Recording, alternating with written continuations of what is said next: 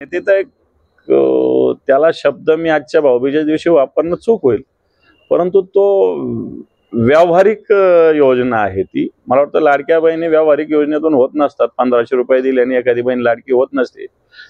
एखादी बहिणीला 15 लाख दिले तर ती लाडकी होत नसते, आणि एखाद्या बहिणीला 15 रुपये जरी नाही दिले तरी ती लाडकी असते. मला वाटतं अशी बहीणच खऱ्या अर्थानं भावा आणि बहिणीचं नातं जपणारी बहीणच लाडकी असते असं मला वाटतं. ह्या योजना वगैरे या अर्थाने जी काही लाडकी बहीण आहे हे मला असं वाटतं नुसतं बोलाची कडेन बोलाचा भात आहे. एकीकडे बहिणी काय नुसते 1500 रुपये दिले आणि खुश होत नाही, शेतकऱ्याच्या शेतमालाला भाव मिळत नाही. बहिणी जर स्वयंपाक घरात गेलं तर गॅस 1000 रुपयाला आहे, डाळी तेल महाग आहे, शिक्षण महाग आहे, आणि मला वाटतं नुसते 1500 रुपये दिले त्याचे गावगावा करायचे आणि 15,000 खिशातून काढतात याचा गावगाव नाही करायचा. हे वेगळ्या गोष्टी आहेत. दादा, या लाडक्या बहिणी योजनेचं भवितव्य काय वाटतं? कारण हे फक्त सरप्राईज आहे की कसं होणार? हे पण आतापर्यंत 29 लाख बहिणी गाळलेल्या आहेत.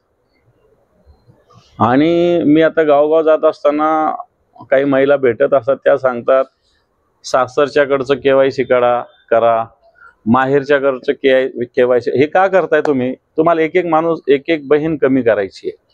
तुमचा स्वच्छ आणि निर्भेळ हेतू जर असता तर मला असं वाटतं तुम्ही एवढ्या प्रकरण केलं नसतात. महिला आहे, कायदा नियम तर पहिल्यापासूनच आहे ना, मग पहिल्या दिवशीपासून नियम लावायला पाहिजे होता तुम्ही.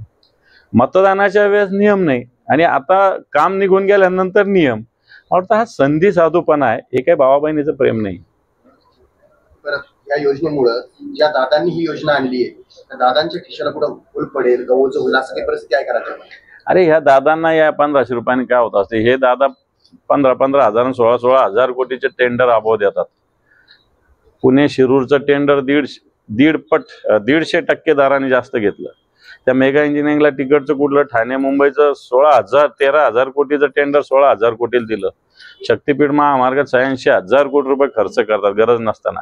त्यामुळे हे दादा मस्त वाले आणि 1,500 रुपये देऊन त्याच्या बळावर सत्ता आणायची आणि नंतर स्वतः या महाराष्ट्राला लुटायचं, अशा या दादांचं काम चालू आहे.